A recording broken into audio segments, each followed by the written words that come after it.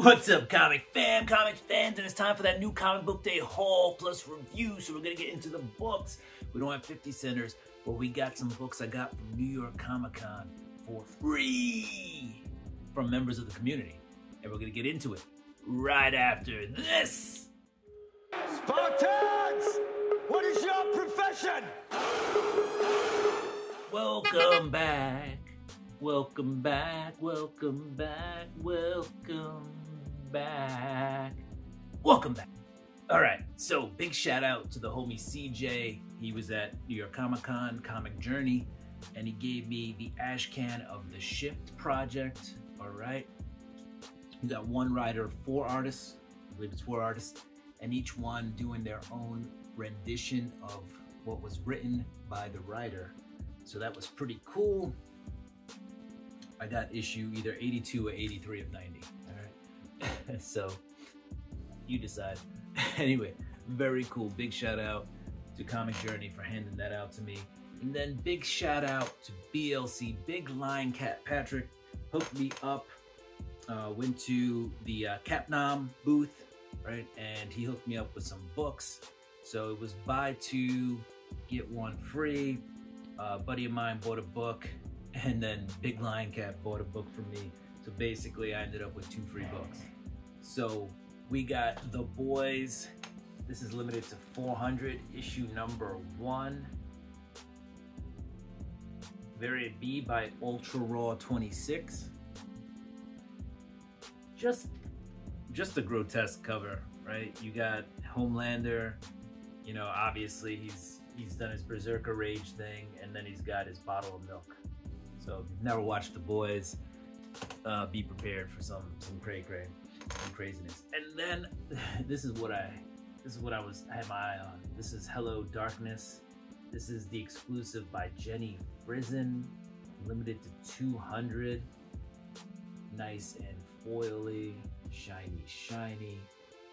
So very happy to get those books. So again, big shout outs to Comic Journey and BLC, Big Lion Cat, for being at New York Comic Con and being so awesome. All right, go check them out, guys. I'm gonna put their stuff in the description, all right? Put their channels.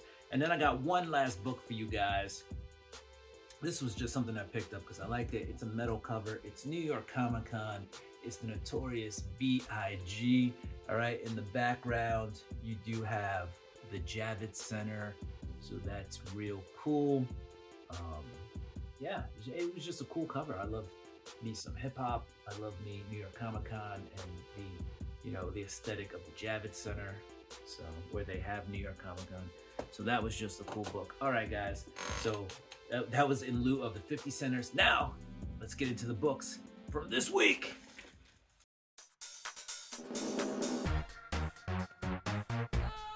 So we're gonna start off with some DC books. Let's go. These are 2 weeks. I didn't bother to separate them between this week and last week. Yeah, normally I do. This week I didn't. I'm still catching up on a lot of reading, so we'll get there, all right? But we'll start off with 2 books that I did read from DC. Notice the new DC bullets, right? Which are the old DC bullets, right? Cool. We got Superman Action Comics. This is 171, all right? And this is 172. Basically, Superman is in the Phantom Zone, and he's got to find what released a horrific monster on Metropolis. So he's in there, he's researching it. He finds an old friend of his that, you know, in the past, there was a kind of a setup, if you will, and it was supposed to be his brother, but then it wasn't his brother, but it was somebody who had very similar powers, but they ended up becoming friends anyway, pretty much like brothers. Anyway, he had to send this pretty much a good guy to the Phantom Zone so that he wouldn't die because of, I believe, a cellular degeneration, whatever. Anyway, he gets there. This guy is now taking on the identity of another guy, and then there's even a worser guy in there. So it's all sorts of stuff. I don't want to give away too much, but as you can imagine, there's some really big, ugly creatures in there. So there's a giant spider. Already I'm out never go into the Phantom Zone unless Superman banishes me there. And then here we have the Sands of Time, and this is where he meets what I'm guessing is the big baddie in the book. All right, check these out. DC just kind of went all white covers with these guys. So we got Superman number 19, including Super Lois. Haven't read these yet, by the way. We got Catwoman 69. These are all part of the All In initiative, right? All the books now are all in. I think this is a pretty dope cover. And yeah, we have a new creative crew on Catwoman. I don't know if it's long-term or short-term. And then we have Detective Comics.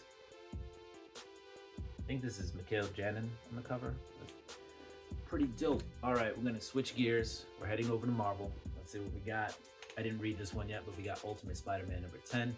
Check out the reflection in the eye. That's just a pretty dope way to draw comics. And then we got Miles Morales, Spider-Man number 25. Looks like we got some Black Panther in there.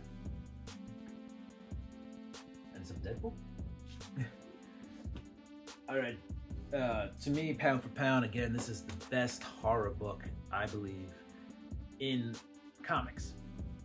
Period for me, bar none. If you want, tell me down in the comments why I'm wrong. But we got the Incredible Hulk number 18, all right? I think Nick Klein does an incredible job drawing this, and Philip Kennedy Johnson, awesome artwork. So, pound for pound. Doesn't mean it is downright hands down the best, but I think when you factor in everything, that's a good book. Here's a Marvel book I read. We have Moon Knight, Fist of Khonshu number 1. All right. Mark Spector is back as Moon Knight. So is all right in the world? I don't know. Guess we'll find out. He's taking on another drug dealer. You know, he just always seems to beat down on these street level thugs, if you will. But it looks like there's going to be some government intervention because somebody in the government had to catch an addiction to some street drugs. Anyway, we're moving on. Drugs are bad, kids. Stay away from drugs. We're moving on. We're going to go to the indies now. Out of the indies, we have Boom. From Boom, we have House of Slaughter number 20. Got the Blue Mask here. I think the Scarlet Masks are making a return. That's what I saw in FOC. So you got that. You got Grimm number 20. I didn't read this yet either. Sexy, dead sexy cover, right? Get it? Dead sexy. Huh. Out of the Spawn universe, we got Sam and Twitch number 7.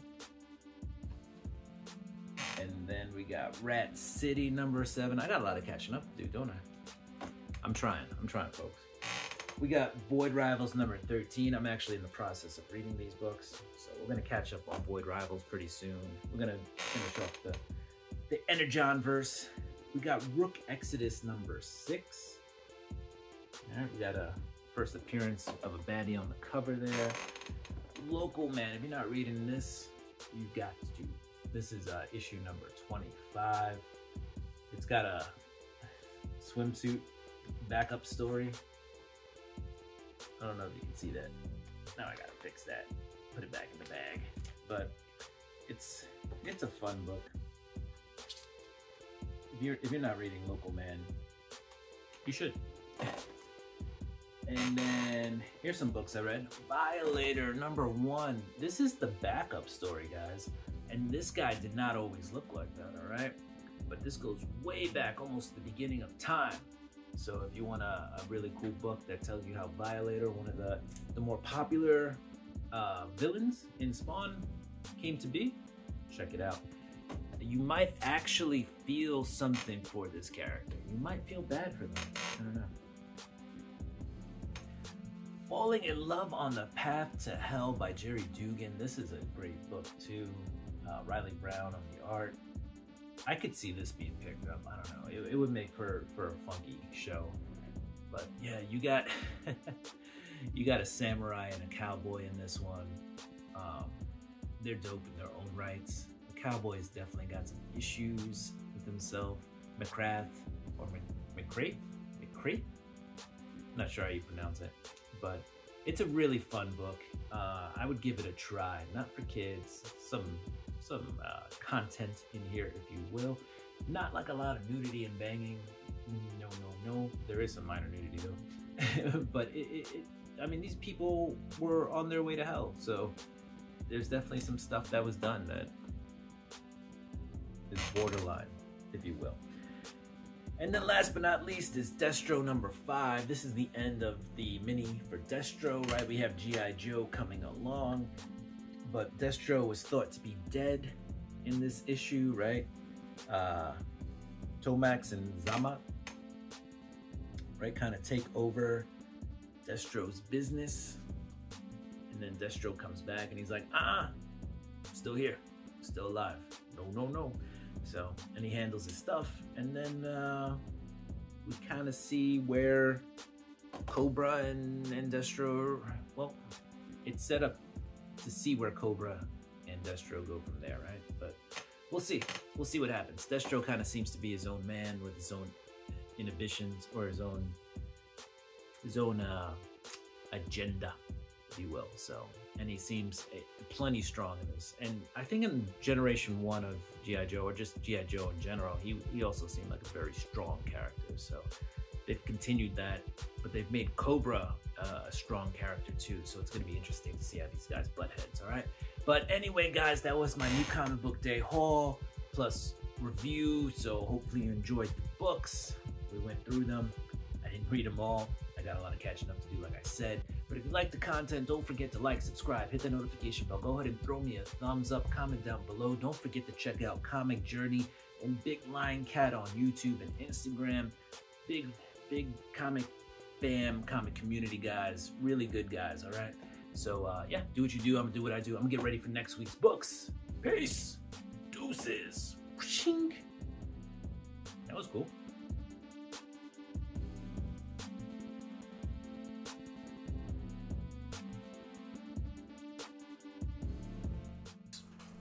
We out.